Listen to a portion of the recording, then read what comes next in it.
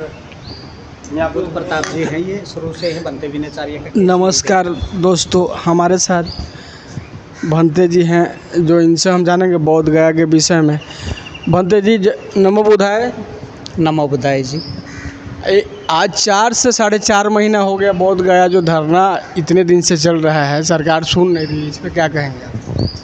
देखिए, ये समय की अगर बात करें तो ये 133-34 साल से चला हुआ है और 1892 से लेके अनागारिक धम्मापाला और बनते सुरेश ससई और अब जाके ये 4.5 महीने से फिर है, ये फिर गति में आया और पूरे देश ही नहीं पूरी दुनिया में आपके चैनल सोशल मीडिया के माध्यम से इसका प्रचार प्रसार हुआ। लेकिन जो आयोजक थे उन्होंने जैसे लोगों की जो संवेदनाएं थी, जो श्रद्धा थी, जिस समर्पण भाव के साथ वो लोग इस आंदोलन के अंदर जुड़े थे, वैसा स्वरूप वो दे नहीं पाए और ऐसा लग रहा था कि ये प्रायोजित आंदोलन है और जो आंदोलनकारी हैं वो पेशेवर हैं।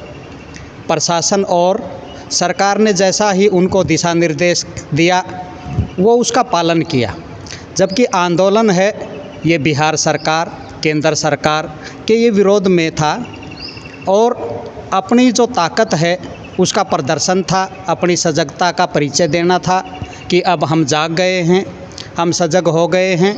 अब ये महान जो विरासत है, ये माँ बोधि महाविहार है, अब ये हमें सौंप दिया जाना चाहिए और उस तरीके से अगर वो अपनी बात रखते तो ये आज आंदोलन का स्वरूप कुछ और होता। लेकिन अभी आप देख रहे हैं कि बुद्ध पूर्णिमा के ठीक पहले ही प्रशासन के दबाव में या कहें कि मुक्ति के बदले नियुक्ति के नाम पर इसको स्थगित किया गया। सरदे भिक्खु डॉक्टर करुणाशील राहुल भंते विनाचार्य ने जब इसका विरोध किया और पूरे देश से उन्होंने आह्वान कर रखा था, यहाँ भी पूरी ताकत के साथ बैठे थे, इस आंदोलन को आंदोलन बनाया, उन्हीं के ऊपर झूठा चोरी का मुकदमा, बर्तन चोरी और कुछ और एलिगेशन लगा के जान से मारने की धमकी। जबकि पूरे आंदोलन में पूरे देश को ये पता है कि जिन्होंने यह डिस्पोजल में खाना खाया, किसी ने खाया तो कोई रह गया, जब ऐसी अव्यवस्था थी तो उसमें बर्तन कहाँ से आए, किसने चुराए? तो ये सारे के सारे निराधार हैं। फिर भी ये प्रशासन के साथ मिलके एक षड्यंत्र रचा गया। जो आंदोलन को सही गति दे रहे थे उनको झूठे मुकदमे दर्ज करके उनको इस आंदोलन से दूर किया गया और भंते विनाचार्य को जेल में भेजा गया। लेकिन इस आंदोलन को अब सही गति मिली है। दिल्ली के अंदर बहुत बड़ा एक प्रोग्राम हुआ, 5 तारीख को जंतर मंतर पर प्रोटेस्ट हुआ कि जो राज्यपाल ने यहाँ असंवैधानिक रूप से जो पूरे देश ही नहीं पूरी दुनिया के बौद्धों के जो श्रद्धा और आस्था को ठेस पहुँचाने का काम किया और यहाँ पुजारियों के साथ है पूजा अर्चना की गई, जबकि तथागत बुद्ध ने या महाबोधि महाविहार में या किसी विहार में पूजा अर्चना नहीं होती, यहाँ वंदना होती है। तो ये उसके विरोध में प्रोटेस्ट हुआ और 6 और 7 जून को ही वहाँ एक बुद्धिस्ट समन्वय संघ है पूरे देश के लोगों के साथ मिलके हुआ कि अब ये आंदोलन किसी एक व्यक्ति के दिशा निर्देश पर या मोनोपोली पर नहीं चलेगा, ये पूरे देश में और संघ के नेतृत्व में चलेगा, जिसमें भिक्खु संघ भी होगा, भिक्खुणी संघ भी होगा, उपासक संघ भी होगा और उपासिका संघ भी होगा। इसी संघ के नेतृत्व में ये आंदोलन है वैसे ही चलेगा जैसा इस आंदोलन को ज़रूरत है। और उसी बुद्धिस्ट समन्वय संघ के तहत अभी पीछे 22 जून को यहाँ मीटिंग हुई इसी बुद्ध विहार में और यहाँ से डेट है वो निश्चित हुई कि 23 जुलाई को गर्दनी बाग में एक बड़ा आंदोलन हम करेंगे, जिससे ये देश जो हताशा और निराशा में फिर चला गया था। लेकिन भंते जी इतने दिनों से धरना चल रही है, दिल्ली में भी धरना पे भंते लोग बैठे, बोध गया बहुत बड़ा धरना चल रहा था इतने दिन से, पटना भी धरना हुआ, गर्दनी बाग में भी धरना हुआ, विद्यापति में भी धरना हुआ, लेकिन फिर भी आप लोगों को बात सरकार सुन नहीं रही है। देखिए, ऐसा है, जब भी आप इतिहास में जाएंगे और किसी भी आंदोलन को देखेंगे तो ये देश है, ये हर एक व्यक्ति का अधिकार है अपनी आवाज़ उठाने का, आंदोलन में भागीदारी करने का। जैसे जैसे भी ये आंदोलन है चल रहा है, कोई एक संगठन के बैनर के नीचे चल रहा है तो कोई संघ के बैनर के नीचे चल रहा है, कोई दिल्ली में चल रहा है तो कहीं बोध गया में चल रहा है तो कोई पटना में चला रहा है। जैसे आप देखेंगे कि आज़ादी का जो आंदोलन था वो भी ऐसे ही चल रहा था, और जैसे जैसे जैसे ये आंदोलन आगे बढ़ेगा इसका स्वरूप तय होगा।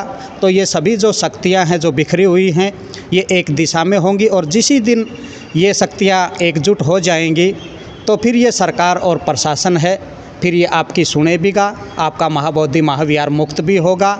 और बस इसी के लिए हम सभी ने वहाँ के ब्राह्मण जो 4 ब्राह्मण जो कब्जा करके रखे हैं उससे मुक्त हो जाएगा, आप लोगों को हाथों में वहाँ का बोधि विहार दिया जाएगा। देखिए, ये जो बीटी एक्ट है 1949 है, ये गैर संवैधानिक है और हमें संवैधानिक व्यवस्था पर, कानून पर पूरा भरोसा है। अभी न्यायालय में 29 जुलाई लगी हुई है और जैसे ही न्यायालय में ये सुनवाई होगी तो ये गैर संवैधानिक है, ये तो अपने आप ख़त्म हो जाएगा। क्योंकि 1950 को जब संविधान लागू हुआ तो इसी तरह के जो गैर संवैधानिक एक्ट थे, कानून थे, वो स्वतः ही निरस्त हो गए। ये पता नहीं कि साजिश और षड्यंत्र के तहत अब तक इसको बचाया हुआ है, ये भी अब ख़त्म हो जाएगा। और नहीं हो जाएगा तो इसके लिए हम लगातार है इस आंदोलन को गति देंगे, और जब तक बीटी एक्ट ख़त्म नहीं हो जाएगा तब तक हम लगे रहेंगे। जब तक बीटी एक्ट ख़त्म नहीं होगा तब तक आप लोग वहाँ लगे रहेंगे, है ना? हाँ, वहाँ लगे रहेंगे, पूरे देश में लगे रहेंगे, जन जन को जगाएंगे, जोड़ेंगे, उनमें चेतना पैदा करेंगे और बताएंगे कि आप इस महान विरासत के वारिस हैं, आप इसके मालिक हैं जो पूरे संसार में फैली हुई हैं। आप जानो, पहचानो, जागो और इस विरासत को संभालो। जब उन लोगों को हम समझाने में, जगाने में कामयाब हो जाएंगे और उनके जो दिलों और दिमाग में एक दूसरी व्यवस्था है बैठी हुई है, जब वो निकल जाएंगे या उस व्यवस्था से वो निकल जाएंगे तो अपनी व्यवस्था के वो खुद मालिक हो जाएंगे। ये लगातार काम चल रहा है। और क्या लगता है भंते जी कि सरकार आपको बात सुनकर आपका बीटी एक्ट आप लोगों को ख़त्म करके आप लोगों को हाथ में सौंपा जाएगा? हाँ, देखिए, सरकार यहाँ नीतीश की है जो पिछड़ा वर्ग से आता है, जो प्राचीन बौद्ध हैं, इनके पूर्वज भी बौद्ध हैं, लेकिन अभी जो ज़मीनी स्तर पर जैसा काम होना चाहिए था वैसा नहीं है। लेकिन अब जन जन जाग गया है और पूरे देश के अंदर आंदोलन है, लोगों को जगा रहे हैं, जोड़ रहे हैं। हमें कानून संविधान के साथ साथ है, सरकार से भी आस है कि वो गलत नहीं करेगी। अभी तक जो अज्ञानतावश है ये चल रहा था कि महाबोधि महाविहार जो बौद्धों का था उस पर कोई दूसरी व्यवस्था का व्यक्ति है, काबिज है। अब सरकार भी ये जान गई है, जैसे विधानसभा में सतीश दास है, सचदेव राम जी है और हैं सदन के अंदर हैं जो चंद्रशेखर आज़ाद, और भी कोई जो सांसदों ने है, राज्यसभा में है, सभी जगह इसकी आवाज़ उठी है। पहले ऐसा नहीं था, तो अब जन जन जाग गया है। सत्ता और सिस्टम के लोगों को भी पता चल गया है कि अब ये अंधेरगर्दी है, ज़्यादा दिन तक नहीं चलेगी। अब जितने दिन तक चल गई ये ठीक है, अब ये महाबोधि महाविहार है, बौद्धों को सौंप देना चाहिए। बस ये कुछ दिनों का और इंतज़ार है, ये जल्द ही इस पर काम होगा। लेकिन भंते जी कहते हैं, नीतीश कुमार जी कहते हैं कि हम सम्राट अशोक का वंश हैं, हम बौद्ध धर्म को मानने वाले, यहाँ का बिहार सरकार नीतीश कुमार जी कहते हैं कि हम बौद्ध धर्म को मानने वाले हैं, हम सम्राट अशोक का वंश है। फिर भी ऐसे नीतीश कुमार सुन क्यों नहीं रहे हैं आप लोगों को बात? देखिए, मैंने पहले ही बताया है कि वो सरकार में बैठे हैं और सरकार जो है तेज़ आवाज़ है वो सुनती है। अभी जो बौद्धों की जो आवाज़ है उस स्तर की नहीं हुई है कि सरकार सुने, उसको सभी तरह के पहलुओं पर है विचार करना होता है। और जैसे जैसे ये लड़ाई आगे बढ़ेगी, कानूनी प्रक्रिया भी चलेगी, तो दोनों तरफ से जैसे भी ये उचित होगा बौद्धों के लिए, तो ये फैसला है बौद्धों के हक़ में मिल जाएगा। भंते जी भी जेल में हैं, अभी तक छूटे नहीं हो। भंते जी का भी ऐसा ही है कि जो पैरवी है वो हम ठीक से चला रहे हैं। लेकिन जैसा जैसा है एक सपोर्ट है बनते विनयाचार्य की रिहाई के लिए होना चाहिए, उसके लिए ज़्यादा कोई प्रयास नहीं कर रहा। जिस धरने की आप बात कर रहे हैं, आकाश लामा की बात कर रहे हैं, उस धरने के या उस आयोजक कमेटी की तरफ से आज तक है बनते विनयाचार्य की रिहाई के लिए कहीं बात तक नहीं की गई है। दूसरी बात कि बनते विनयाचार्य की रिहाई के लिए हमारी जो टीम है वो लगी हुई है। सरदे बनते डॉक्टर बुद्ध प्रताप ये शुरू से ही इस केस को देख रहे हैं। हमारे और भंते सुमित रतन जी भी कहें कि हम विनयाचार्य को जेल से छुड़ाएंगे, क्या कहेंगे भंते जी इस पर?